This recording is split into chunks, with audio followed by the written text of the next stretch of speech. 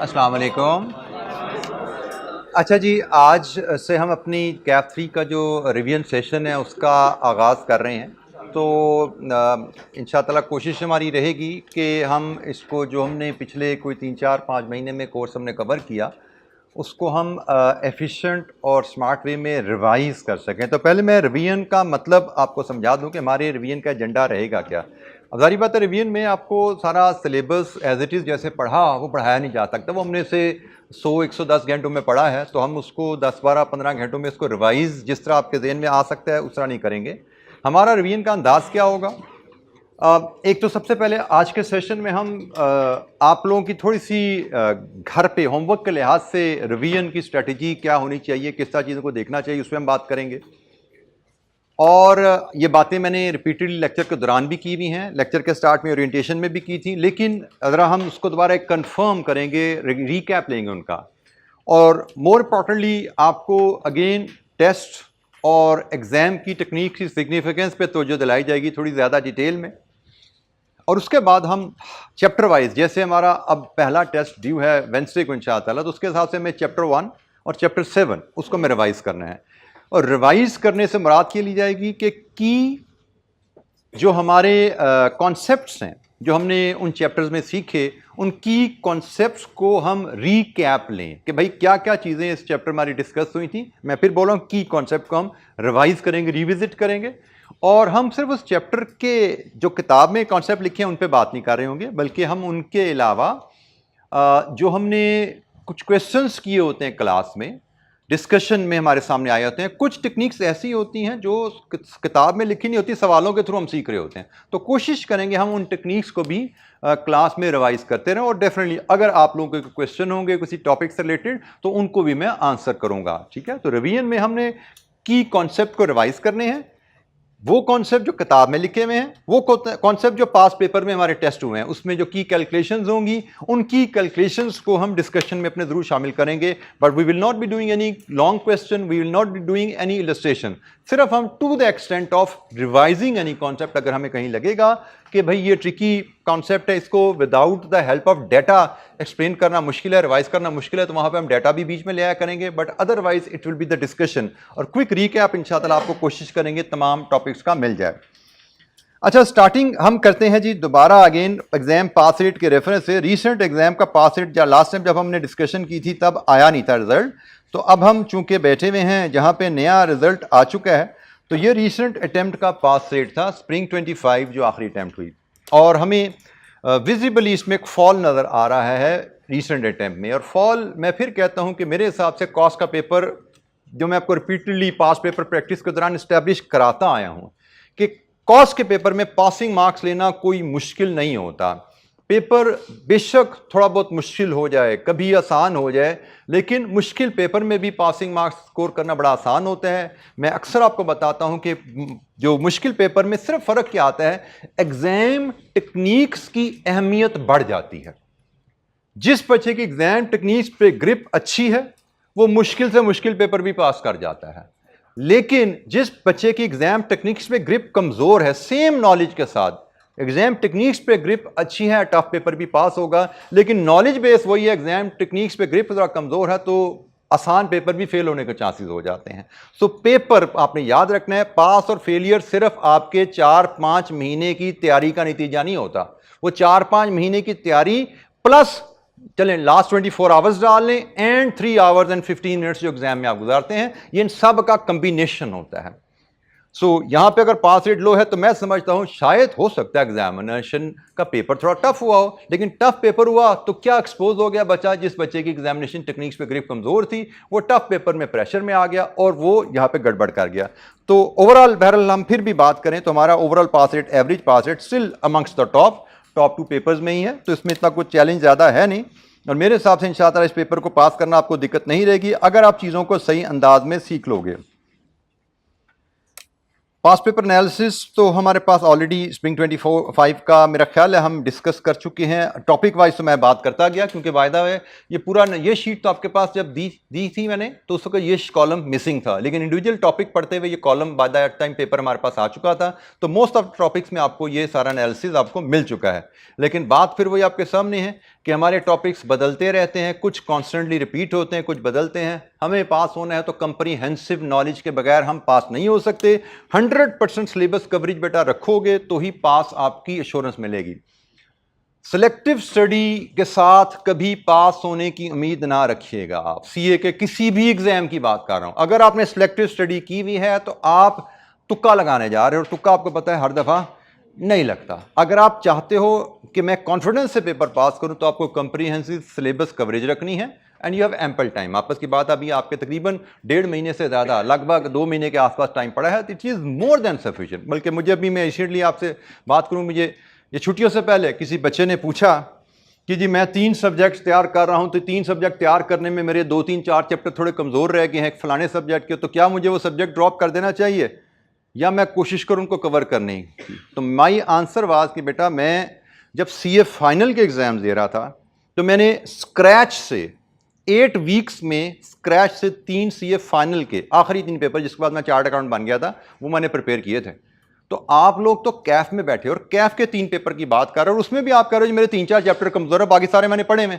तो मैं तो 8 हफ्ते पहले 0 पे था कि मैंने आज तैयारी शुरू करनी है और 2 हफ्ते बाद, whatever the reason was, that was not planned, that was an accidental thing, लेकिन हुआ ऐसा ही था कि मैंने 0 से तैयारी शुरू की थी और 8 हफ्ते बाद मेरे एग्जाम थे सीए फाइनल के, 3 पेपर उसमें मैंने देने थे, जिसमें एक मैनेजमेंट अकाउंटिंग का फाइनल लेवल का एग्जाम पेपर था, एक बिजनेस फाइनेंस डिसीजन का फाइनल लेवल का एग्जाम पेपर था, और एक टैक्सेशन का एडवांस फाइनल लेवल का पेपर था। ये 3 पेपर थे, जिसके बाद मैं चार्ट अकाउंट बन गया था अल्हम्दुलिल्लाह। लेकिन मैंने उन 8 वीक्स में स्क्रैच से तैयार किया।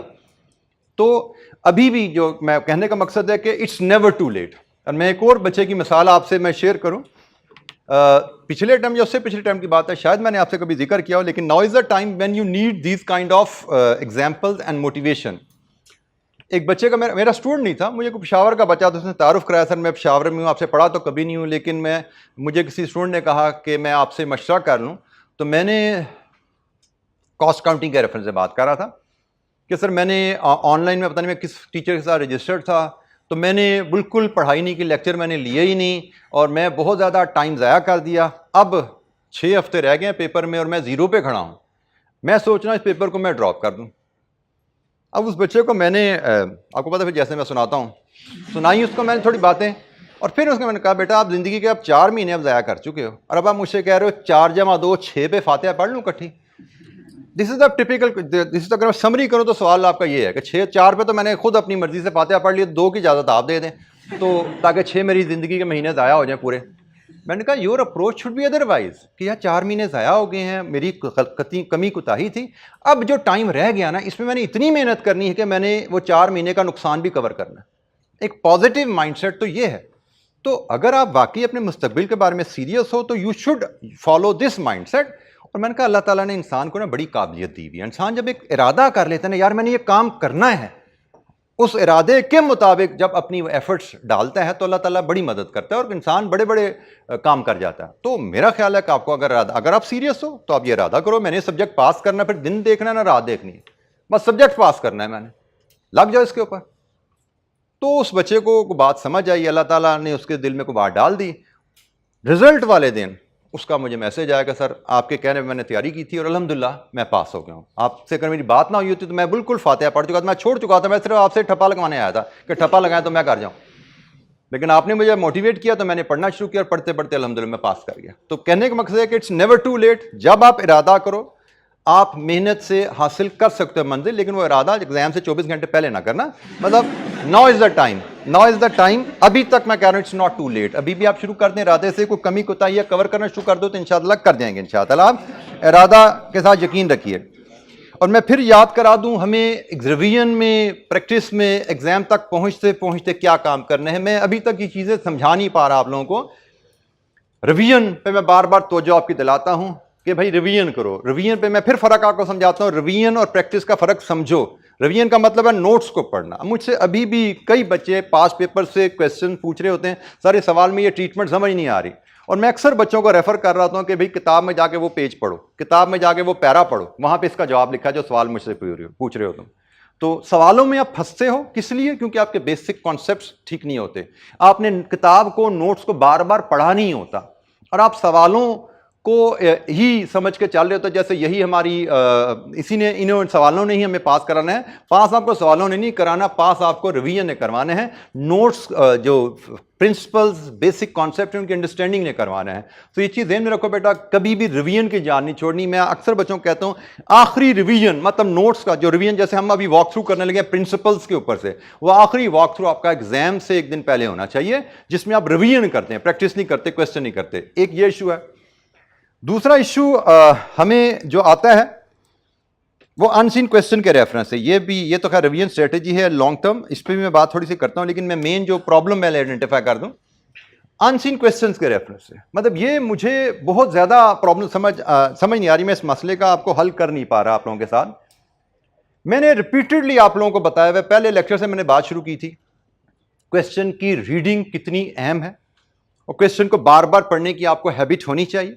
और मैंने आपको क्लास में यहां पे खड़े होकर कई दफा कहा है कि भाई अनसीन क्वेश्चन मुझे भी दोगे ना, तो मुझे भी अक्सर औकात अनसीन क्वेश्चन को कम से कम 2 दफा पढ़ना पड़ता है, फिर समझ आती है। और मुश्किल सवाल मुझे भी दोगे तो शायद वो 2.5-3 दफा मुझे पढ़ना पड़ जाएगा। अगर कोई चैलेंज डिसीजन मेकिंग का सवाल मुझे भी दोगे ना अनसीन, 2.5-3 दफा पढ़ना पड़ जाएगा। आप लोगों को एज अ स्टूडेंट मैं बताता हूं कि भाई आसान सवाल जो आते हैं ना एग्जाम में, वो आपको 2 दफा पढ़ने हैं, और एवरेज सवाल 3 दफा पढ़ने हैं एग्जाम में, और मुश्किल सवाल एग्जाम में शायद 4-5 दफा पढ़ना पड़े। जैसे सीवीपी का सवाल आ जाता है, चैलेंजिंग होता है, उसमें डाटा बड़ा मिक्स हुआ आता है, तो हो सकता है 4-5 दफा पढ़ना पड़े, ज़हनी तौर पे तैयार हो। लेकिन अनफॉर्चुनेटली ये चीज समहाउ मैं आपको भी नहीं एब्जॉर्ब करवा पा रहा, आप लोग इसको डाइजेस्ट नहीं कर पा रहे। अभी भी मुझसे अक्सर बच्चे सवाल वही पास पे, सर ये सवाल, ये ट्रीटमेंट समझ नहीं आ रही। अब एक सवाल आप मुझसे पूछ रहे हो, तो इसका मुझसे सवाल पूछने का मतलब यही होना चाहिए कि आपने अपनी एफर्ट कर ली। और जब मैं पूछता हूं कि सवाल पढ़ा कितनी दफा है तुमने, ये क्योंकि मैं तो पढ़ रहा हूं, तो मुझे तो लग रहा है इसमें कोई ऐसा मसला है नहीं, कितनी दफा सवाल पढ़ा है, तो जवाब आता है 1 दफा या 2 दफा। अब मुझे समझ नहीं आ रही कि आप किस तरह मैं आप लोगों को यकीन दिलाऊं कि भाई this is not practical, this is not possible कि आप 1 दफा या 2 दफा पढ़ के सवाल कर पाओ। आप अभी स्टूडेंट हो, मैं एज अ टीचर एडमिट कर रहा हूं कि मुझे अनसीन क्वेश्चन दोगे, 2 दफा मुझे पढ़ना है, तो आप एज अ स्टूडेंट कैसे ये समझ सकते हो कि 2 दफा पढ़ना आपके लिए काफी है? जबकि मैंने आपको कहा है कि एग्जाम तक पहुंच जाओ, तब एग्जाम में अभी भी 7-8 हफ्ते पड़े हैं, एग्जाम तक पहुंच जाओ, तब आपको एक एवरेज सवाल 3 दफा पढ़ के समझ आना शुरू होगा। और पढ़ने की आदत अभी से घर में डालो, एग्जाम पहुंच जाओ तब एक आसान सवाल आपको 2 दफा पढ़ के समझने के काबिल होगे। एग्जाम तक पहुंच जाओ, जब तक आपने 2-3 रिवीजन कर लेनी है, टेस्ट दे देने हैं, मॉक दे देने, पता नहीं क्या क्या और अभी होना है इंशाअल्लाह, तब की मैं बात करूं, तब आप इस कॉन्फिडेंस लेवल पे आपको आना चाहिए। आप अभी से बैठे उस लेवल पे कि 2 दफा पढ़ लिया समझ नहीं आया, तो बस इसका मतलब ये मुझे हेल्प की जरूरत है। ये चीज बेटा अपने अंदर पैदा करो। अभी तो मैं आपको हल बता दूं, आपने मुझसे सवाल पूछा, मेरे लिए बड़ा आसान है जवाब दे देना, अच्छा इसका ये मतलब है। एग्जाम में कौन बताएगा उसका मतलब आपको? एग्जाम तक तो आपने अपनी अहलियत बढ़ानी है ना, तो वह अहलियत कैसे बढ़ाओगे? बार बार प्रैक्टिस करके, बार बार पढ़ के, मुझसे पूछ के कि जी क्वेश्चन नंबर 17 में इसका क्या मतलब है, क्वेश्चन नंबर 12 में इसका क्या मतलब है। इससे आपकी अहलियत नहीं बढ़ रही। मतलब कुछ टीचर्स ऑनेस्टली स्पीकिंग इस तरह की सपोर्ट देना समझते हैं बड़ी नेकी है बच्चों के साथ। मतलब आप जिस लेवल पे खड़े हो, मैं उस लेवल पे आकर आपको मदद कर दूं, तो कुछ बच्चों को लगता है जी बड़ी सर ने बड़े जी हमारे लेवल पे आगे समझाइए बात। तो मैं अगर आपके लेवल पे आना शुरू हो गया ना, तो जहां पे आप खड़े हो वहीं पे खड़े रह जाओगे।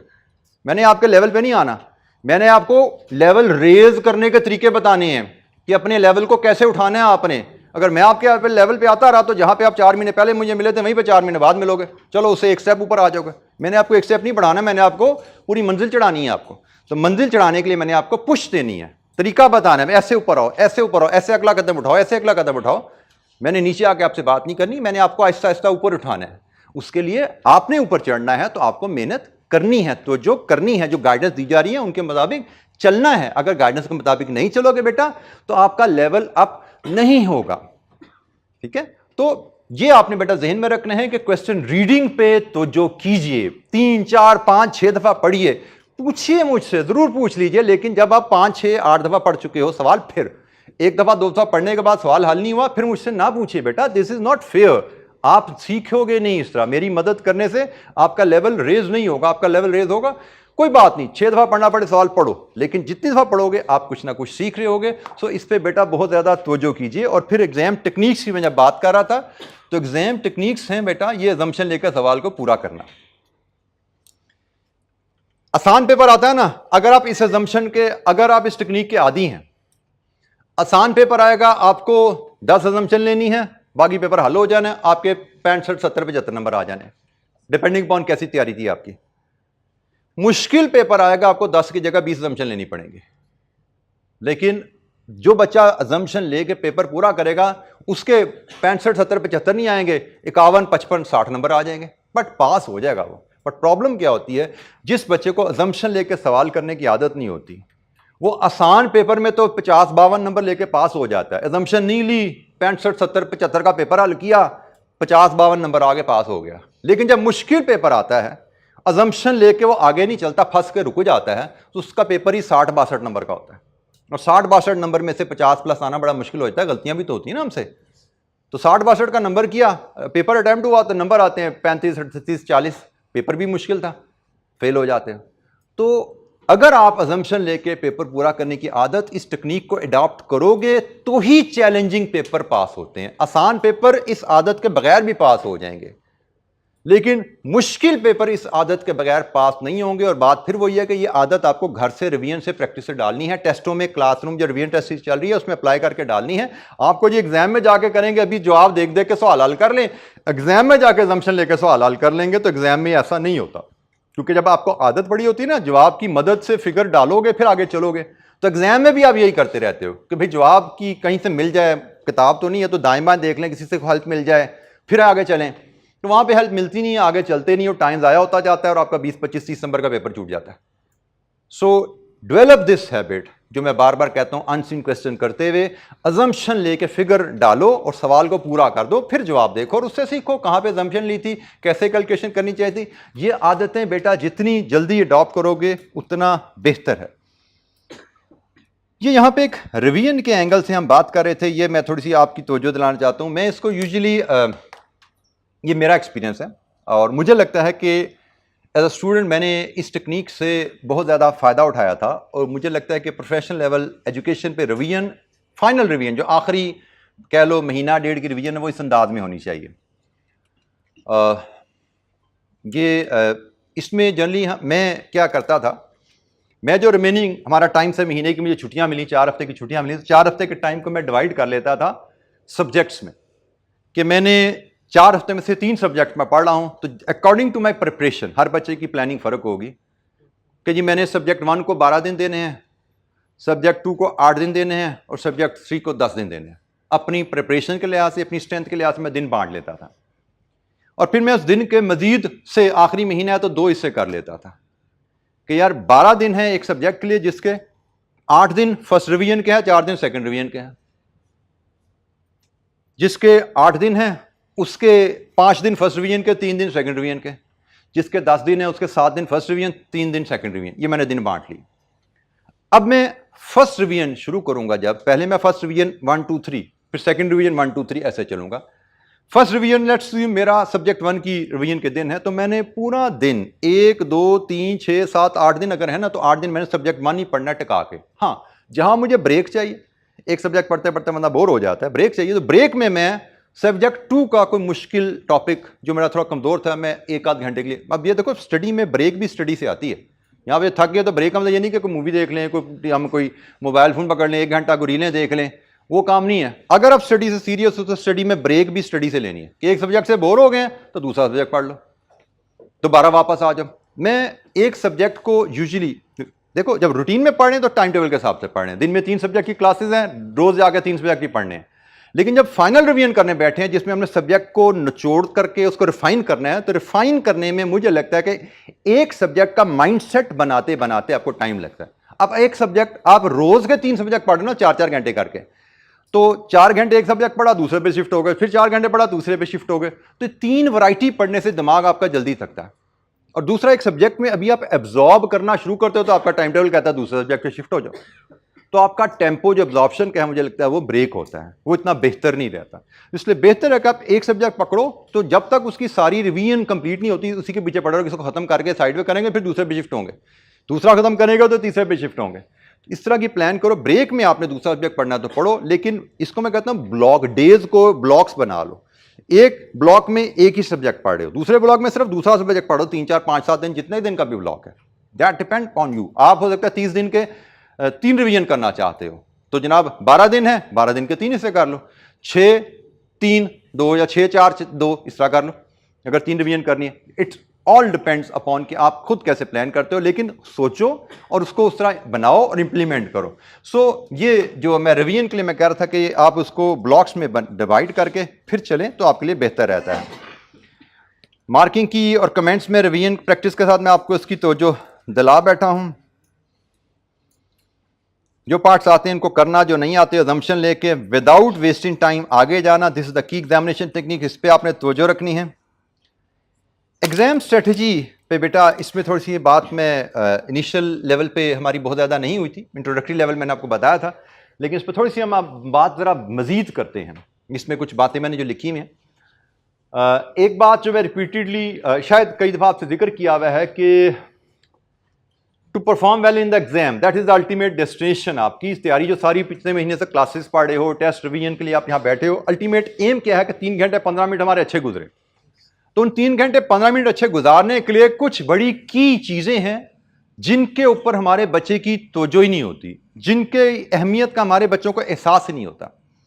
जिसमें एक बड़ी बेसिक चीज है good night sleep, very basic thing, good night sleep. अगर आप एनालिटिकल सब्जेक्ट जैसा हमारा लॉजिकल मैथ ही है ना बेसिकली सब्जेक्ट सारा, आप लॉजिकल किसी सब्जेक्ट को परफॉर्म करना चाहते हो, you need fresh mind.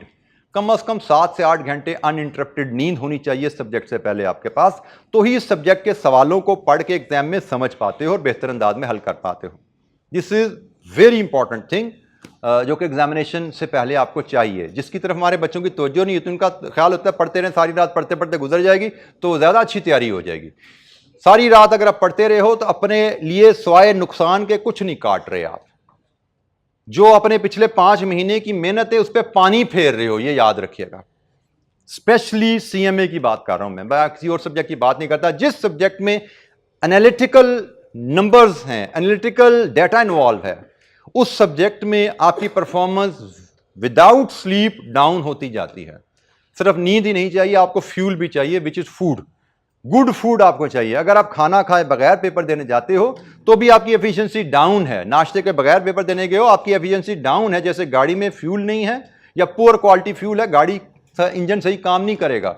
Same is there. हमारी इंसानी जो मशीन, ये ब्रेन जो है, it is the machinery which requires fuel, और उसका ब्रेन का फ्यूल है ग्लूकोज, जो कि आपको डिफरेंट फूड से मिलता है, स्टार्च से मिलता है। अगर आपने उसको फूड फीड नहीं किया तो उसकी परफॉर्मेंस आपकी लो रहती है, और दिमाग को जितना इस्तेमाल करते हो ग्लूकोज उतनी ज़्यादा कंज्यूम होती है। मतलब मैं एज अ स्टूडेंट एग्जाम में जब जाता था तो मेरे पास मेरी जेब में कुछ चॉकलेट बाइट्स या कैंडीज होती थी जो मैंने रखी होती थी, जहाँ पे मैं एग्जाम के तकरीबन आधे घंटे बाद, पौने घंटे बाद एक बाइट ले लेता था, क्योंकि दिमाग में ग्लूकोज तेजी से कंज्यूम हो रही है जब आप मास माल कर रहे हो, और वो अगर आप उसको फीड नहीं करते तो उसकी एफिशिएंसी लो होना शुरू हो जाती है।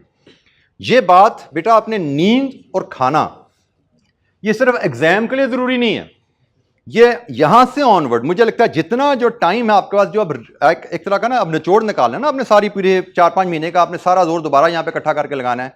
इस पूरे 7-8 हफ्ते के दौरान आपकी रूटीन में नींद पे कॉम्प्रोमाइज नहीं होना चाहिए और फूड पे कॉम्प्रोमाइज नहीं होना चाहिए, क्योंकि नींद होगी तो जहन फ्रेश होगा, जहन फ्रेश होगा तो आप पढ़ाई करोगे। हमारे बच्चे क्या करते हैं, टाइम पहले ज़ाया कर देते हैं किसी न किसी एक्टिविटी से, जो भी उनकी पर्सनल एक्टिविटी टाइम वेस्टर है उसमें डाल के। सबसे बड़ा टाइम वेस्टर तो आजकल हमारा सोशल मीडिया होता है। टाइम ज़ाया कर देते हैं, फिर उसको कंपनसेट करने के लिए कि जी मैं रात को जाग के पढ़ लेता हूं, सोता कम हूं। यह दोहरा जुल्म है कि आपने पहले टाइम ज़ाया किया और उसके बाद रात को कम नींद ली उसको कंपनसेट करने के लिए, तो कम नींद के साथ जब उठे तो जहन फ्रेश ही नहीं, आपकी एफिशिएंसी वैसे डाउन होगी। जहन फ्रेश नहीं है, आपकी एब्जॉर्प्शन, आपकी मोटिवेशन, आपकी सारी चीज़ें डाउन हो जाती हैं। सो फूड नहीं अगर ले रहे, अक्सर बच्चे जी पढ़ाई में टेंशन है, खाने का टाइम नहीं रहा, टाइम खाने का ख्याल नहीं रहा। खाने का ख्याल नहीं है तो आप दिमाग में अपने फ्यूल नहीं डाल रहे, फ्यूल नहीं डाल रहे तो अगेन एफिशिएंसी लो है। पूरे मैं एज अ स्टूडेंट जब मैं रूटीन लाइफ गुजार रहे होते थे एग्जाम प्रेशर से हट के, तो आप सोने जागने के टाइम का ख्याल नहीं मैं रखता था, खाने पीने का मैं ख्याल नहीं रखता था, सीधी सी बात है।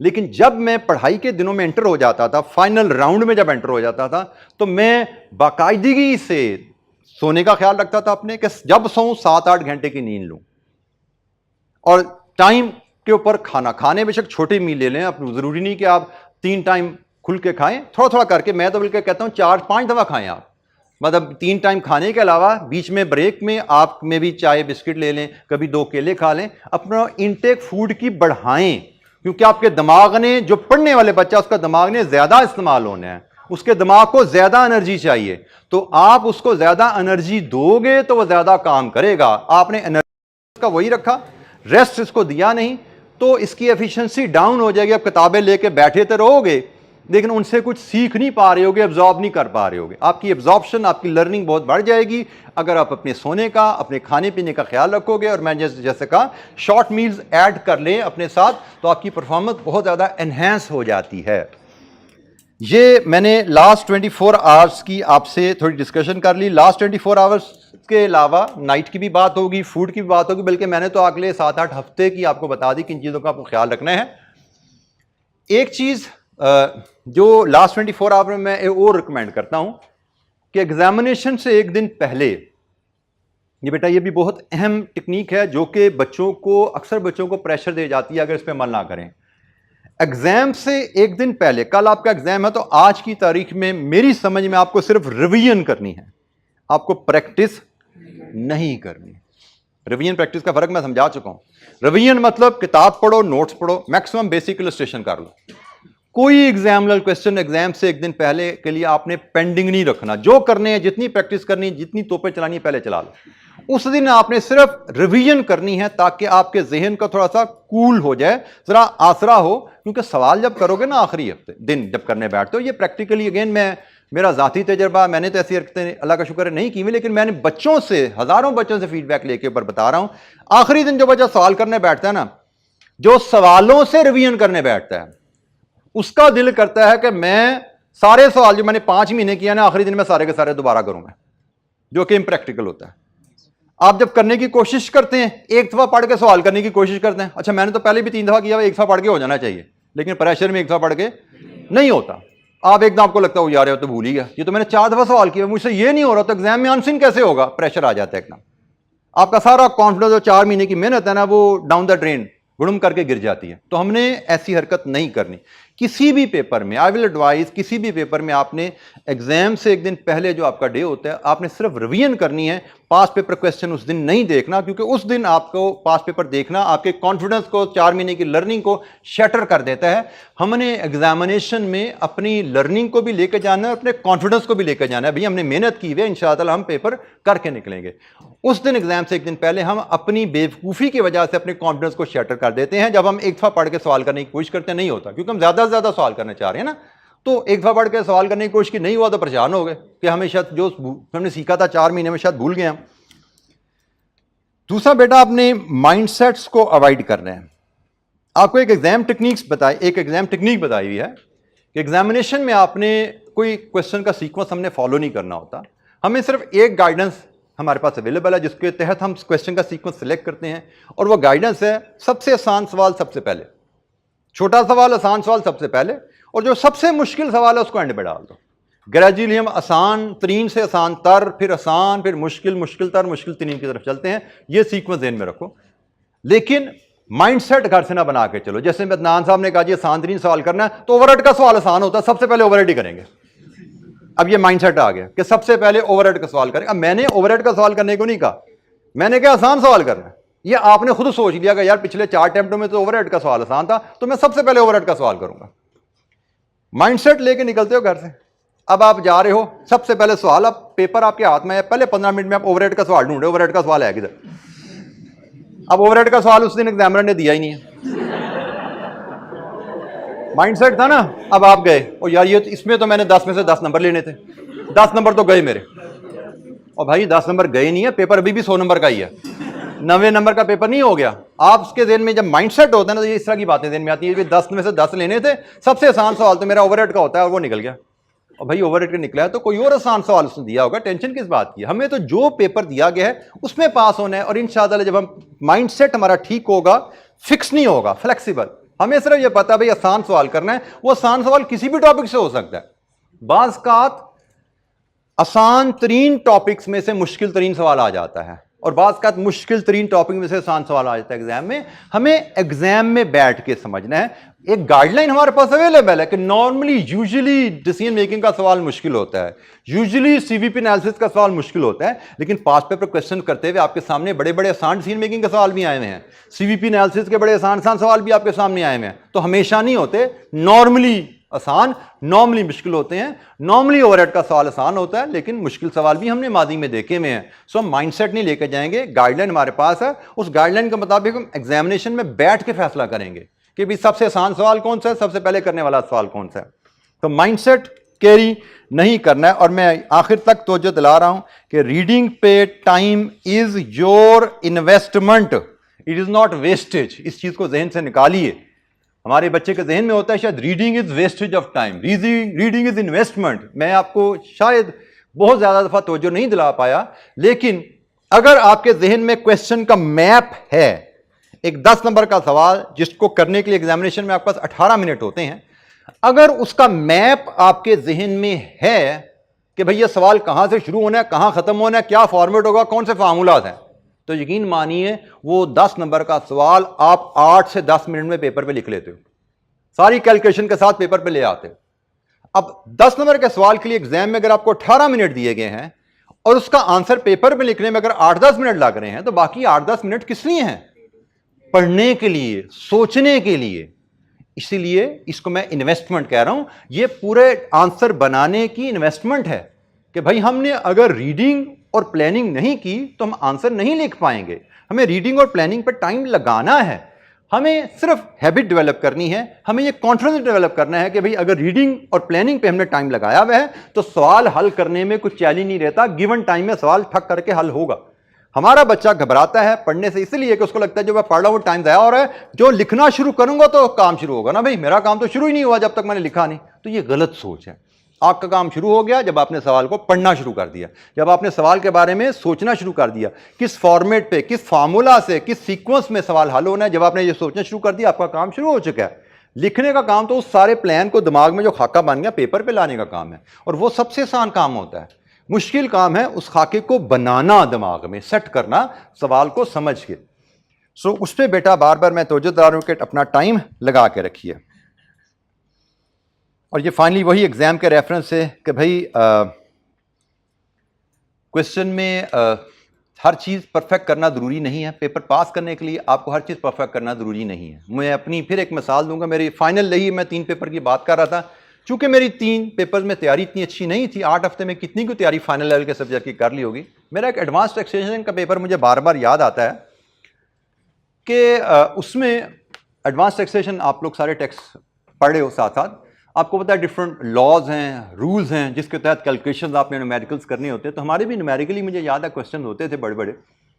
अब चूंकि मेरी रिवीजन थोड़ी कमज़ोर थी तो मेरी लॉ को रिकॉल करने की जो एबिलिटी थी थोड़ी कमज़ोर थी। मुझे एकदम याद नहीं आता था कौन सी कैलकुलेशन में कौन सा असूल लगना है, थोड़ा लेट आता था याद। तो मुझे अच्छी तरह याद है अभी भी, हालांकि बात है ये जून 95 में मेरा एग्ज़ाम हुआ था, ठीक है। अब मैं पेपर कर रहा था, तो पेपर करते करते मैंने स्टेप 1 2 3 तक पहुंचा, एकदम याद आया स्टेप 1 में मुझसे ये गलती होगी, मुझे ट्रीटमेंट ऐसे नहीं ऐसे करनी चाहिए थी। लेकिन उसी वक्त मैं जैसे बताया मेरी अल्लाह का शुक्र है कि अल्लाह की तरफ से एक तोहफा था मुझे कि एग्ज़ाम टेक्निक्स में मेरी ग्रिप बचपन से ही स्कूल के ज़माने से बड़ी अच्छी थी। मैं इवन 9th-10th के एग्ज़ाम में भी मेरी परफॉर्मेंस एग्जामिनेशन में जो क्लासरूम परफॉर्मेंस होती थी उससे बहुत इन्हेंस हो जाती थी। यकीन अल्लाह ताला का करम है, हमारी माँ की दुआएं थी साथ मेरे, जो मैं इस तरह परफॉर्म करता गया। मुझे यकीन मानिए मैं सवाल तीसरे स्टेप पे पहुंचता तो मुझे याद आता है पहले स्टेप में गलती होगी, लेकिन सोच वही थी कि यार पास होने के लिए परफेक्ट होना ज़रूरी नहीं है, पास होने के लिए सफिशेंट ठीक होना चाहिए पेपर। तो मैंने कहा ठीक है यार 3 स्टेप किए, 3 में एक गलत हुआ ना, कोई बात नहीं, चलते चलो पूरा सवाल करते हैं, पूरा पेपर करते हैं। पेपर खत्म होने के बाद टाइम बचेगा तो देख लेंगे ठीक करने का टाइम है या नहीं है। फिलहाल पहला टारगेट है पेपर पूरा करना है, गलती हो रही है कोई बात नहीं। यकीन मानिए मैं पेपर करता गया और सीए में कहाँ टाइम बचता है, हार्डली पेपर पूरा हुआ मेरा और टाइम खत्म हो गया। लेकिन मैंने उस पेपर से बाहर निकल के हिसाब लगाया कि मुझे जो गलतियां मुझे पेपर में ही पता लगी थी, जो पार्ट मैंने एज्यूम किए थे, जो गलतियां मुझे पता थी, मैंने सब का हिसाब लगाया कितने नंबर कटे हैं। पेपर में दे के निकला, मैं थोड़ा परेशान था, लेकिन बाहर आके मेरी शुरू से एक आदत थी, मैं अपनी मार्किंग खुद किया करता था। मैंने आके जब खुद मार्किंग की अपनी तो मुझे लगा मेरे 30, 35, 38 मैक्सिमम 40, इससे ज़्यादा नंबर काट ही नहीं सकते। जो गलतियां मैंने की, जो अजम्पशन मैंने ली, जो पार्ट मैंने छोड़ दिए मुझे समझ ही नहीं आई, तो मैक्सिमम कोई 35-40 नंबर मान रहे थे। तो आई वॉज सो कॉन्फिडेंट कि इंशाअल्लाह कि ये पेपर मेरा पक्का पास होने वाला है, और अल्हम्दुलिल्लाह पास भी हुआ। तो ये एग्जामिनेशन में बेटा बहुत ज़रूरी है कि आप अपने आप को कंट्रोल में रखो, कि आपको अगर एक पार्ट, एक कंपोनेंट नहीं आ रहा, एक पार्ट नहीं आ रहा, एक एडजस्टमेंट नहीं आ रही, एक पार्ट नहीं आ रहा, या फॉर दैट मैटर कहता हूं मैं एक सवाल नहीं आ रहा है, इसका मतलब ये नहीं कि आप पास नहीं हो सकते। एक एडजस्टमेंट नहीं आ रही, 2 नंबर 1.5 नंबर, एक पार्ट नहीं आ रहा, 3 नंबर 4 नंबर, इस तरह के मैं कहता हूं 4 पार्ट ना आते हो 15-16 नंबर नहीं आते, कोई बात नहीं। हमारा फोकस होना चाहिए हमें आता कितना है, हमारा फोकस होना चाहिए जो हमें पार्ट्स आते हैं, जो क्वेश्चन आते हैं, जो एडजस्टमेंट्स आती हैं, हमें वो हर सूरत एग्जामिनर को दिखा के आनी है। और स्टेप बाय मार्किंग में आपको बता चुका हूं कि पिछले स्टेप में अगर कोई गलती है, कोई वैल्यू आपने ज्यूम की है, उसके इफेक्ट, उसके असरात अगले स्टेप पे नहीं जाते, अगले स्टेप के नंबर पूरे मिलते हैं आपको। पिछले स्टेप में गलती होगी, कोई असम्पशन ले ली, उस वैल्यू, गलत वैल्यू को लेके अगली वैल्यू आपने परफॉर्म कर दी है, कैलकुलेट कर दिया, तो अगली वैल्यू के नंबर आपको मिलेंगे, पिछली गलती के नंबर आगे नहीं जाते। इस चीज को ध्यान में रखते हुए आपको कोई पार्ट, कोई कंपोनेंट, कोई एंट्री समझ नहीं आ रही, उसको ज्यूम करके सवाल कंप्लीट कीजिए। और अगर खुदा ना खास्ता कोई सवाल आपको, कोई पार्ट पूरा ही नहीं आता, कोई सवाल समझ नहीं आ रहा है एग्जाम में, तो भी टेंशन नहीं लेनी, जो आता है उस पर तवज्जो करनी है, जो आता है वो कर लें। क्योंकि मैंने रिपीटेडली मल्टीपल टाइम, सैकड़ों हजारों बच्चे ऐसे देखे हैं जो 75-80 का भी करके आते हैं। कोशिश हमारी हम पूरा करेंगे, लेकिन एग्जाम में सरप्राइजेस के लिए तैयार रहना चाहिए। एग्जाम में एग्जामिनर हमें सरप्राइज दे देता है, कोई ऐसी चीज हो जाती है खुदा ना खास्ता जिसके से हम पेपर पूरा नहीं कर पाते। कोई ऐसा सवाल आ गया जो हमें बिल्कुल हाथ ही नहीं पड़ा, उसकी टेंशन नहीं लेनी, टेंशन लेनी है उसकी कि भाई जो आता है उसमें से कुछ ना छूटे। और मैं बार बार कह रहा हूं, जो एक एवरेजली प्रिपेयर्ड बच्चा पेपर में जो आता है वो करके आ गया ना, वो इंशाअल्लाह पास हो जाएगा, उसको कोई इंशाअल्लाह दिक्कत नहीं होगी। तो ये चीज़ बेटा आप लोगों ने इंश्योर करना है कि आपने सिर्फ तैयारी नहीं करनी, अच्छी रिवीजन और एग्जाम टेक्निक से पूरा पैकेज बनाना है। क्योंकि मेरे हिसाब से आपकी जितनी अहमियत आपकी तैयारी और रिवीजन की है, शायद उतनी ही अहमियत आपकी 24 घंटे एग्जाम से पहले और 3 घंटे 15 मिनट की है। आपने पूरा अरसा मेहनत की, जिसको मैं कहता हूं गैदरिंग एमुनेशन, असला इकट्ठा करते रहे, लेकिन जंग की स्ट्रेटजी नहीं बनाई, मैदान जंग में क्या करना है क्या नहीं करना उसके बारे में नहीं सोचा, तो आप जंग जीत नहीं सकते। असला इकट्ठा कर लिया है, वॉर स्ट्रेटजी नहीं है। आप सबको मुझसे ज़्यादा पता है कि वॉर स्ट्रेटजी के बगैर जंग नहीं जीती जाती। अभी हमने देखा, ये अभी हमारे सामने जंग हुई है, ठीक है ना। असला हम देखें तो इंडिया के पास हमसे कोई कम था, बहुत ज़्यादा असला था, उनकी तैयारी बहुत ज़्यादा थी, लेकिन शायद वॉर स्ट्रेटजी और अलर्टनेस हमारी फौज की ज़्यादा थी। तो अल्हम्दुलिल्लाह हम शुरू हुए इस वॉर में, इस जंग में। तो यही चीज़ आपको ध्यान में रखनी है कि सिर्फ तैयारी मैटर नहीं करती, बाज़ का एवरेज तैयारी और अच्छी एग्जाम टेक्निक के साथ आप एग्जामिनर को बीट कर जाते हो। बाज़ का बहुत अच्छी तैयारी और पुअर एग्जामिनेशन टेक्निक के साथ आप फेल हो जाते हो। और मैं अक्सर क्लास में जुमला बोला हुआ है, आप लोगों में से शायद किसी को एक्सपीरियंस अभी नहीं हुआ, तो बहुत से लोग एक्सपीरियंस कर जाएंगे या खुदा ना खास्ता सुन जाएंगे कहीं ना कहीं से कि जी मैंने अपने हॉस्टल के साथी को पढ़ाया, मैंने था, और देखें सर आके आपने कितना जुल्म किया, वो पास हो गया, मैं फेल हो गया। ये बड़ा कॉमन कमेंट है, हर टाइम में 2-4-6 बच्चों से सुनने को मिलता है कि देखिए मेरी तो तैयारी इतनी अच्छी थी कि मैंने तो अपने 2 साथियों को पढ़ाया था, वो दोनों पास हो गए हैं और मैं फेल हो गया हूं। उसकी वजह सबको पता होनी चाहिए कि भाई पढ़ाने वाले का नॉलेज यकीनन बेहतर होगा, पढ़ाने वाले का नॉलेज यकीनन बेहतर है, लेकिन आईकैप के एग्जामिनर तक आपका दिमाग में क्या है ये नहीं पहुंचता। आईकैप के एग्जामिनर तक पहुंचता है कि आपने पेपर पे क्या डाला उसमें से, और पेपर पे डालने के लिए आपको एग्जाम टेक्निक्स चाहिए। तो एक बच्चा जिस पर नॉलेज कम है लेकिन एग्जाम टेक्निक्स पे ग्रिप अच्छी है, 3 घंटे 15 मिनट में अच्छा परफॉर्म कर गया, उसके लिए उसने अच्छी जोर लगाया हुआ था, अच्छा कर गया, पास हो जाएगा। लेकिन जिस बच्चे ने 4 महीने बहुत मेहनत की हुई थी लेकिन आखिरी 3 घंटे 15 मिनट के लिए अपने आप को फोकस नहीं किया, उन 3 घंटे 15 मिनट के लिए अपने आप को कंपोज नहीं किया, वो बच्चा फेल हो जाएगा बहुत अच्छी तैयारी के बावजूद। और ये हमने रिपीटेडली देखा हुआ है। मतलब मैं लिटरली हर अटेम्प्ट में 2-4-6 बच्चों से मिलता हूं, हर बच्चा फेलियर वाला मुझे आके मिलता नहीं, लेकिन मैं हर अटेम्प्ट में 2-4-6 बच्चे ऐसे मिलते हैं जो कि एडमिट करते हैं, उनसे डिस्कशन जब होती है तो एडमिट करते हैं कि उनकी फेलियर की वजह रात को ना या कम सोना है। ये एडमिट करके जाते हैं डिस्कशन के बाद कि हाँ जी ये सब कुछ ठीक था, सब कुछ ठीक था, यहाँ पे आके ये मुझसे गड़बड़ हुई थी, इसके अलावा मैंने कोई गड़बड़ नहीं की। तो जब एक ही गड़बड़ की है आपने तो फिर यकीनन वही गड़बड़ आपकी फेलियर के पीछे है। तो आपको हर गलती से बचने की कोशिश करनी है अगर आप कामयाबी चाहते हो। और बेटा सबसे अहम चीज़ डिसिप्लिन है। अगर आप सीए की स्टडीज़ में कामयाबी चाहते हो तो अपनी लाइफ में डिसिप्लिन लेके आइए। और डिसिप्लिन लाने के लिए फ़िलहाल जो मुझे मैं फील करता हूँ, क्योंकि सारी बात है मैं भी इस जनरेशन के साथ, मेरे भी बच्चे आप लोगों की एज के ही हैं, तो सबसे अहम चीज़ है अपने आप को आप सोशल मीडिया की जो एक्टिविटी है उसको कर्टेल कीजिए। उसको अगर आप कर्टेल करने में कामयाब हो गए अपनी प्रोफेशनल लाइफ में, अपनी स्टडीज़ में, तो आप यकीनन एक कामयाब प्रोफेशनल, एक कामयाब इंसान बन जाएंगे। लेकिन अगर आपने अपने आप को सोशल मीडिया एक्टिविटीज़ से अपने आप को कॉर्नर ना किया, ना बचाया, तो आपकी ज़िंदगी का बहुत कीमती ये वक्त है जिससे आप गुजर रहे हैं, बहुत कीमती फेज़ है ये। 18 से 22-24 साल की उम्र, ये मेक और ब्रेक होती है किसी भी प्रोफेशनल की, किसी भी इंसान की लाइफ में। अगर इस वक्त में अपने आप को आपने कंट्रोल कर लिया तो आपकी आगे की लाइफ टू कम इंशाअल्लाह बहुत बेहतर गुजरेगी, कंफर्टेबल गुजरेगी। लेकिन ये 18 से 24 साल की जो एज है, इसमें अगर आपने अपने आप को डिसिप्लिन में ना लाए, चीज़ों को राइट टाइम पे, राइट जॉब्स, राइट टास्क ना किए, तो बहुत ज़्यादा प्रॉब्लम आपके आ जाएगी, जिसको फिर आपको सारी ज़िंदगी सफ़र करना पड़ता है।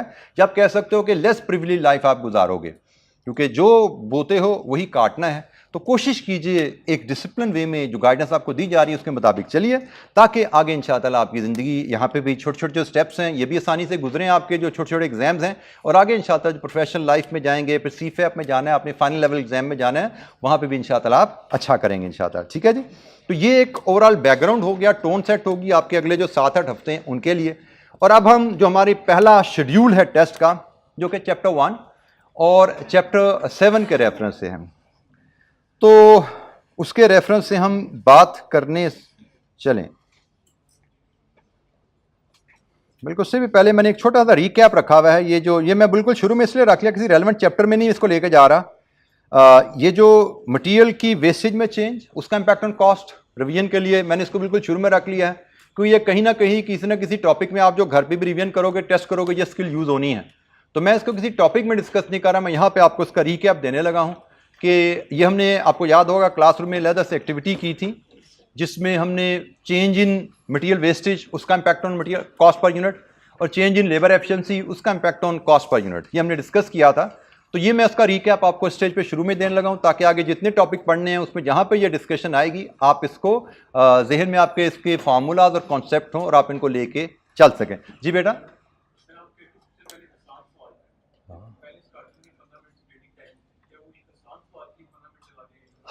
हाँ, 15 मिनट पे मैं शायद भूल गया, मैंने कहीं लिखा तो था यहाँ पे 15 मिनट में, लेकिन 15 मिनट को मैं इसको आइडेंटिफाई करना शायद भूल गया, शायद इसको अलहदा से हाईलाइट करना भूल गया। इस 15 मिनट में आपने करना क्या है? ये 15 मिनट में आपने सबसे पहले क्वेश्चंस की रिक्वायरमेंट पढ़नी है, तमाम क्वेश्चन की, क्वेश्चन नहीं सारे पढ़ने, सिर्फ रिक्वायरमेंट पढ़नी है। अगर आप क्वेश्चन पढ़ने गए तो 15 मिनट तो क्वेश्चन को देखते देखते गुजर जाएंगे और फायदा कौन नहीं इस रीडिंग का। आपका काम पहले 15 मिनट में क्या है? क्वेश्चन की रिक्वायरमेंट्स को पढ़ते हुए और उनकी बॉडी को देखते हुए आसान क्वेश्चन, पहली दफा करने वाला क्वेश्चन आइडेंटिफाई करना। आपने क्वेश्चन, यूजुअली पहला क्वेश्चन जो आप कर रहे होगे वो सेक्शन ए से होगा, क्योंकि सेक्शन ए में छोटे सवाल होते हैं, सेक्शन बी के कुछ सवाल लंबे हैं। तो हमने सेक्शन ए के 6 सवालों को टारगेट किया, हमने उन 6 सवालों की रिक्वायरमेंट पढ़ी कि भाई टॉपिक कौन सा। फॉर एग्जाम्पल पहला क्वेश्चन पढ़ा सीवीपी एनालिसिस, तो हमें पता लग गया ये तो मुश्किल हो सकता है, इसको फिलहाल साइड पे करो जरा। दूसरा क्वेश्चन देखा हमने ओवरहेड का, ओवरहेड की एब्जॉर्प्शन से रिलेटेड क्वेश्चन में कहा यार ये तो क्वेश्चन आसान होता है, ये क्वेश्चन हमारा पहले एक नंबर पे होने वाला हो सकता है। इसी तरह तीसरा, चौथा, पांचवा, छठा, 6 सवाल देख लिए। फिर हमने देखना है इन 6 में से रिक्वायरमेंट को और बॉडी को, हमें ये भी देखना रखना है कि जो सवाल छोटी बॉडी का होगा वो सवाल आसान होगा, जिस सवाल की बॉडी लंबी होगी सवाल मुश्किल हो सकता है। तो हमने 6 सवाल की सिर्फ रिक्वायरमेंट देखी और छोटी बॉडी देखी, टॉपिक और बॉडी को रिलेट करके हमने कम्बिनेशन से आसान सवाल आइडेंटिफाई किया कि ओवरहेड का सवाल है, आसान टॉपिक होता है, बॉडी भी हाफ पेज की है, 10 नंबर का सवाल आसान हो सकता है, इसको पहले पढ़ते हैं। हमने फिर जो पहला सवाल हमने आइडेंटिफाई किया, हमने उसको पढ़ना है, हमने उसको प्लान करना है। 1 दफा, 2 दफा, 3 दफा पढ़ोगे, रिक्वायरमेंट पढ़ने के बाद आसान सवाल जो करना आपने आइडेंटिफाई कर लिया, उसको पढ़ के प्लान करना। पहले 15 मिनट में आप यही कर लो तो बहुत अच्छी बात है कि जी हमारा पहला सवाल ये है। अगर पहला सवाल प्लान कर लिया, खाका जहन में आ चुका है कि ये कैसे हल होना है, 3 दफा पढ़ के सोल्यूशन आपके सामने आ चुका है, और फिर भी 5 मिनट बचे हैं, तो दूसरे नंबर वाले करने वाले सवाल को भी नजर मार लो कि दूसरा सवाल कौन सा करेंगे, हम 5 मिनट जाया नहीं करते, थोड़ा उसको भी पढ़ लेते हैं। लेकिन टारगेट आपका यह है कि जैसे आपको राइटिंग अलाउ होगी, आपने जो सवाल पहला 10 नंबर का पढ़ लिया हुआ ना, वो हो सकता है 10 मिनट में पेपर पे छाप दो, क्योंकि खाका तो ज़हन में आ गया ना, अब सोचने वाला काम, पढ़ने वाला काम तो हो चुका, तो अब सिर्फ पेपर पे लिखने वाला काम है, तो वो तो 8 से 10 मिनट में आपका हो जाएगा। तो 10 मिनट में, यहां पे देखना 10 मिनट में आप जब 10 नंबर का सवाल करते हो और कॉन्फिडेंस से करते हो कि पहला सवाल परफेक्ट हो गया, तो आपका मोरल एकदम उठ जाता है कि 10 मिनट में हमने 10 नंबर स्कोर कर लिए। और मैं इसको एग्जाम में, ऑनेस्टली स्पीकिंग, मैं जो चलता था ना एग्जाम में अपने मोरल को अप रखने के लिए, मेरी कैलकुलेशन होती थी कि मैं कितना स्कोर करता जा रहा हूं। ये सवाल किया मैंने, परफेक्ट हुआ, 10/10 आ गए मेरे। अब कितने रह गए? 40। 90 नहीं रह गए, अब 40 रह गए मुझे। 90 का सोचूंगा ना टेंशन आती है। मैंने सोचना भी मेरा तो टारगेट, पहला टारगेट तो 50 का है ना, तो 10 स्कोर कर लिए, बाकी रह गए 40। फिर मजीद को 10-12 का सवाल है, 8 नंबर का और किया, से दूसरा सवाल भी परफेक्ट हुआ, 8 आ गए, 18 हो गए, अब रह गए 32। तीसरा किया, थोड़ी गलतियां, एक आध अजम्पशन ले लिया, तो भाई 8 नहीं है, 5 आ गए, चलो जी 23। मैं ऐसा करता था, यूजुअली मैं 2 घंटे में, अपने 2-2.25 घंटे में 50 क्रॉस कर जाता था। उसके बाद फिर बोनस शुरू हो जाते थे। अब यार बोनस इकट्ठा करना है, फटाफट दौड़ लगाओ, जितने हो सकते हैं कंपोनेंट हो सकते हैं बोनस इकट्ठा करते जाओ, ताकि आपका क्वेश्चन बिल्ड होता जाए। 50, 52, 55, 60, 65, 70, जहां तक ले जा सकते ले जाओ भाई। तो उससे आपका कॉन्फिडेंस आपका बेहतर रहता है। लेकिन अगर आप ये सोचते रहो कि मैंने 90 का रहता है, अब 80 का रहता है, अब 60 का रहता है, टेंशन देन पे होती है, थोड़ा सा आपका ऊपर नीचे टाइम हो जाए, आप प्रेशर में आ जाते हो, प्रेशर में आते हो गलतियां शुरू हो जाती हैं। लेकिन आप पॉजिटिव माइंडसेट के साथ चलो, मेरा रहता कितना है, टारगेट मेरा क्या है, उसके मुताबिक कितना रह गया, तो चीजें आसानी हो जाती हैं आपके लिए। कितना स्कोर कर चुके हो, कितना रहता है, इस तरह अपने आप को, अपने मोरल को कंट्रोल करना है। एग्जामिनेशन में जो डर गया वो मर गया। जिस बच्चे ने एग्जामिनेशन में सोचा ना कि ये पेपर बड़ा मुश्किल है, ये नहीं हो सकता, उस बच्चे से फिर पेपर हो नहीं सकता एग्जाम में। पेपर एग्जाम में पास मेजॉरिटी वही बच्चे करते हैं जो इस कॉन्फिडेंस से बैठे होते हैं, यार ऐसी की तैसी पास करके जाना। इतनी मेहनत 4 महीने की किया, 4 महीने मेहनत किया, तो ये 3 घंटे 15 मिनट क्या चीज़ है, इसमें भी मेहनत करनी है हमने, इसमें भी पूरा जोर लगा देना है। तो जो गाइडेंस है, जो टेक्निक्स है, उसके मुताबिक पूरा जोर लगाना है इंशाअल्लाह। और जो बच्चा आखिरी 3 घंटे 15 मिनट में अच्छी गाइडेंस के मुताबिक जोर लगा देता है, टेक्निक्स को अप्लाई कर जाता है, वो एवरेज तैयारी के साथ मुश्किल से मुश्किल पेपर भी पास कर जाता है। मैं बार बार कह रहा हूं, एवरेज तैयारी भी आपको मुश्किल 3 पेपर पास करा देगी, अगर आपने रिवीजन और प्रैक्टिस की टेक्निक्स को फॉलो किया हुआ है। अगर आपने एग्जाम टेक्निक्स को फॉलो कर रहे हैं तो आप मुश्किल से मुश्किल पेपर भी फॉलो कर जाते हो। लेकिन अगर आपकी टेक्निक्स पे ग्रिप नहीं है तो एक बाज़ का एवरेज पेपर भी फेल कर जाते हो अच्छी तैयारी के साथ। मुश्किल पेपर तो दूर की बात है, एवरेज पेपर भी फेल कर जाते हैं बच्चे टेक्निक्स पे ग्रिप ना होने की वजह से। जी भाई, एनी क्वेश्चन, किसी बच्चे के ज़हन में यहां तक कोई रिवीजन, प्रैक्टिस, एग्जाम टेक्निक से रिलेटेड कोई क्वेश्चन है तो पूछिए।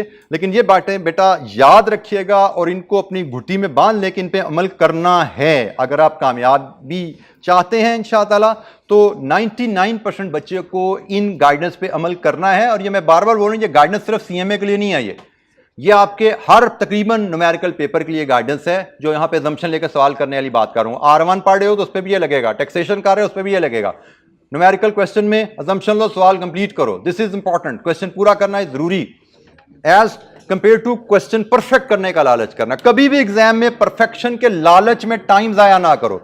समझ आ रही है, परफेक्ट करो, लेकिन अगर समझ नहीं आ रही तो जिद नहीं लगानी, लालच नहीं करना कि भाई उस चक्कर में आपका 15 नंबर का सवाल छूट जाएगा, 20 नंबर का सवाल छूट जाएगा, वो हरकत नहीं करनी आपने। जी, एनी क्वेश्चन, किसी बच्चे के दिल में कोई सवाल?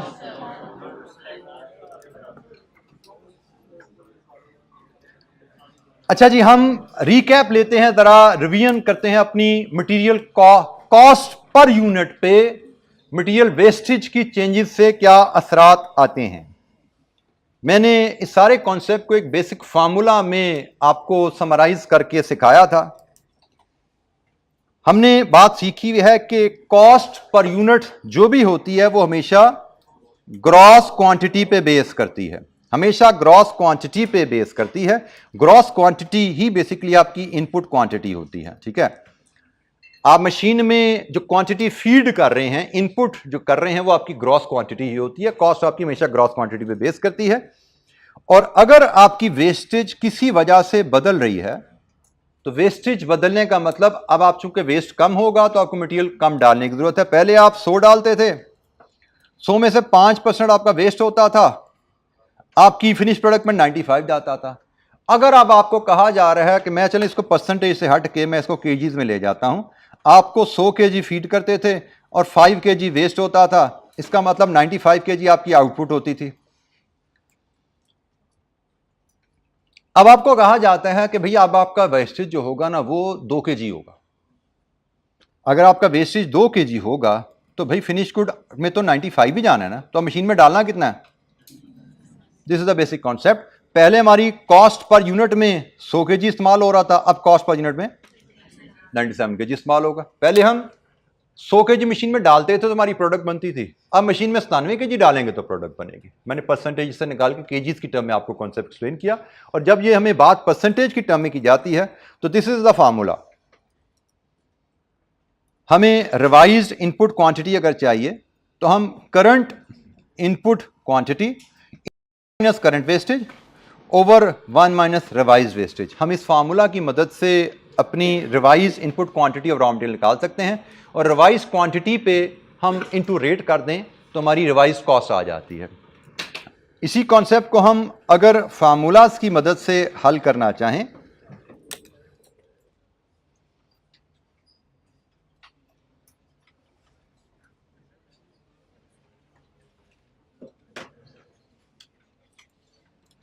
इसी कॉन्सेप्ट को हम अगर फार्मूलाज की मदद से हल करना चाहें तो मुझे क्वेश्चन में फॉर एग्जांपल ये इंफॉर्मेशन को ऐसे दी जाए, अगर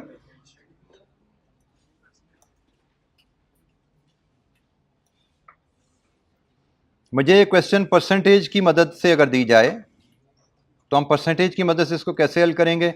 मुझे कहा जाए भी हमारी वेस्टेज करंटली 5% है और रिवाइज वेस्टेज हमारी 2.1% होने वाली है।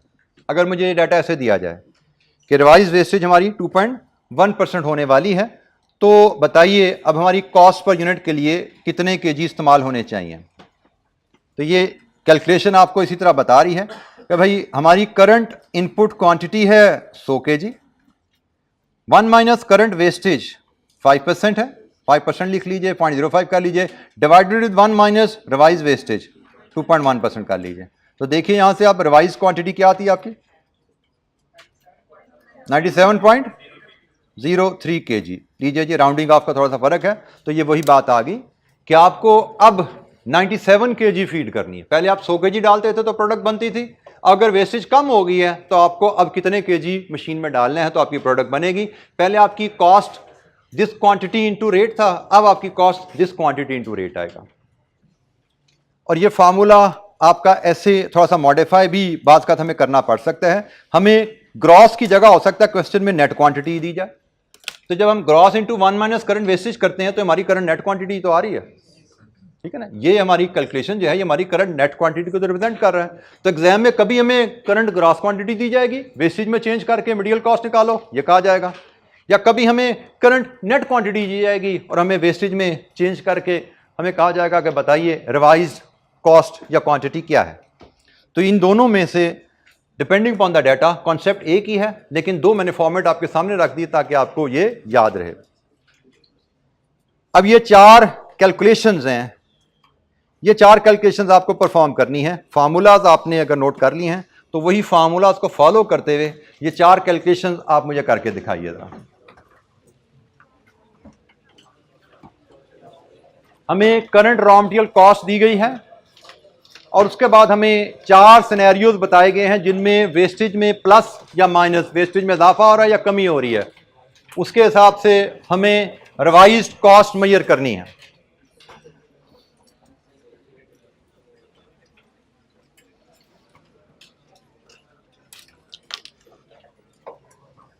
यहां पे कुछ सवालों में प्राइस भी रिवाइज हो रही है, तो हमारी revised material cost per unit is equal to revised input या ग्रॉस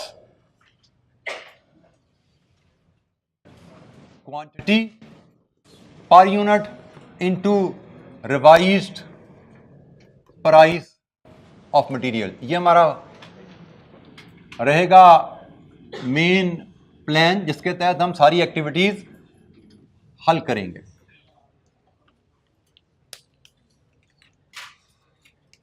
हमारी current material cost per unit 8 kg पे है, तो ये हमारी करंट ग्रॉस क्वांटिटी है, ये हमारी करंट ग्रॉस क्वांटिटी है, क्योंकि कॉस्ट हमेशा जब के कॉस्ट का वर्ड यहां पे आ गया तो इसका मतलब ये ग्रॉस क्वांटिटी है।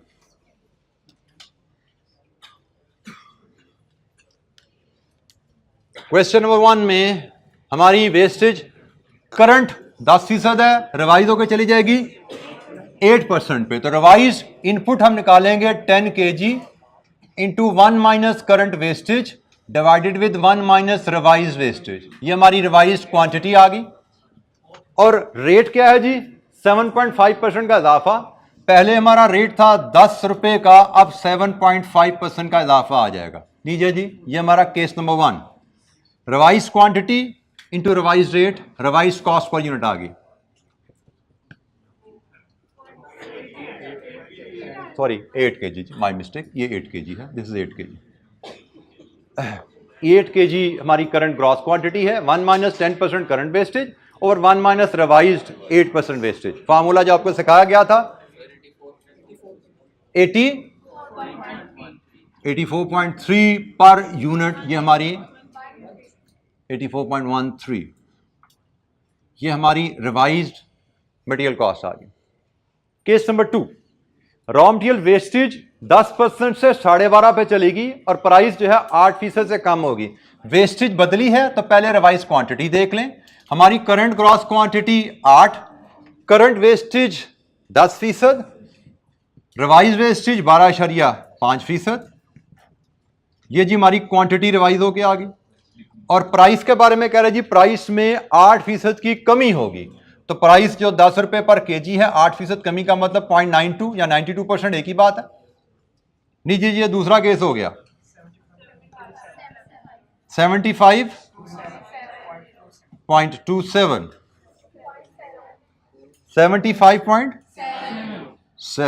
75.7, ये जी हमारी दूसरा केस आ गया। तीसरा case, raw material wastage 15%, current 15% है, वहां से कम होकर 5% पे आ जाएगी और प्राइस पर केजी में 9.5% की कमी आएगी। करंट वेस्टेज हमारी 15% है, तो जनाब current quantity into 1 minus current wastage divided with 1 minus revise wastage. Revise wastage हमारी 5% पे है, तो 1 माइनस 0.05, ये रिवाइज क्वांटिटी बन गई। मल्टीप्लाइड विद द प्राइस, पुरानी प्राइस तो हमारी 10 रुपए थी, अब क्या होगा? प्राइस में कमी हो रही है, तो 10 रुपए इंटू 90.5%। परसेंटेज में ऐसे लिखो या ऐसे फ्रैक्शन में लिखो, कोई फर्क नहीं पड़ता। 64.78 rupees. This is our third case. Fourth case, current wastage 5 है, 5 से 15 पे चली जाएगी। तो करंट वेस्टेज हमारी 8 kg में अगर 5% है तो 1 माइनस करंट वेस्टेज, और 15% पे जा रही है तो 1 माइनस रिवाइज वेस्टेज। ये हमारी रिवाइज क्वांटिटी बन गई, ये हमारी रिवाइज क्वांटिटी बन गई। और revise quantity into revise rate, rate क्या है? 5% का इजाफा, तो रुपीज 10 इंटू 105.5%। लीजिए जी, यहां से हमारी रिवाइज कॉस्ट आ जाती है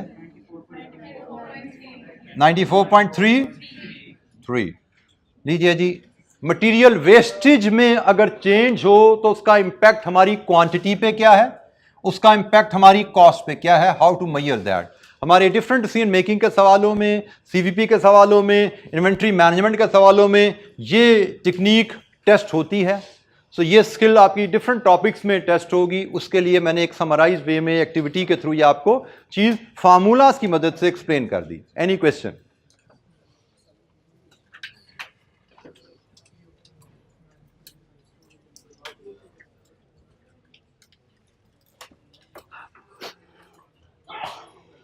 अच्छा जी, आज के लिए इतना ही। कल मिलेंगे इंशाअल्लाह। थोड़ी सी एक्टिविटी लेबर की है और फिर हम चैप्टर 1 और 7 का रीकैप लेंगे।